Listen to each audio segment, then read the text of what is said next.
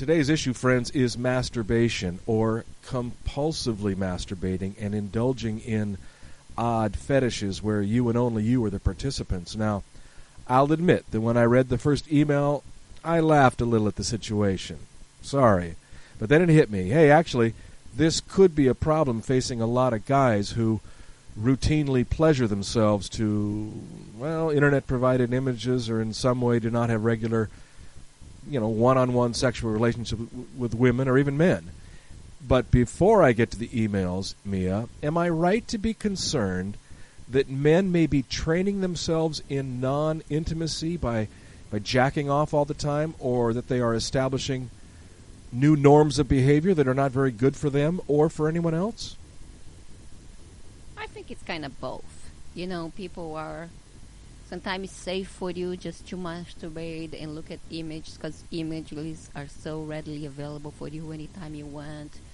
And you might be looking at the most precious image you ever seen, and you think and a lot of times people don't have confidence. They think, when I'm going to get a woman like that, right? Yeah. So sometimes it's much easier just to live a fantasy. You look at a gorgeous woman, cheesing in front of you. You can pay money. They can do whatever you want on the website. So there's plenty free there with gorgeous images of physical bodies that you can get lost on. Interesting point, getting lost on. Because one of our Surgeon Generals from a few years ago said that masturbation is completely healthy and should be practiced and encouraged. And a lot of people got outraged over it. But is there a practical side to taking your dick in your hand or rubbing yourself silly in the case of a woman? Well, there is a practical side. You're not going to get a disease. You release your pressure because, having all that extra energy that's not allowed to be gone can make men angry, right? Irrational when you have a desire, and sometimes people go out raping just because they're outrageous and out of balance. I think a little masturbation, it's good, it's important, it's a safe habit to do it.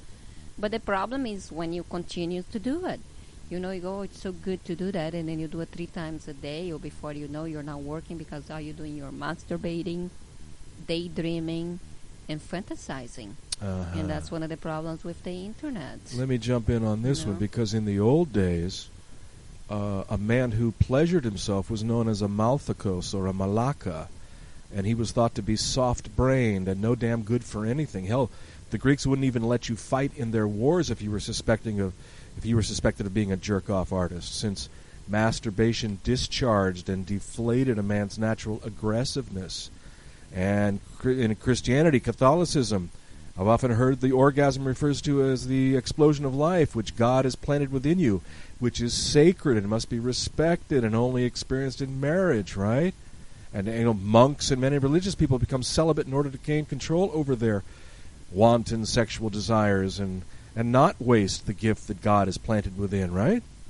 Well, there is both, right? There's that, we should never do it. On the other hand, we know that's not reality.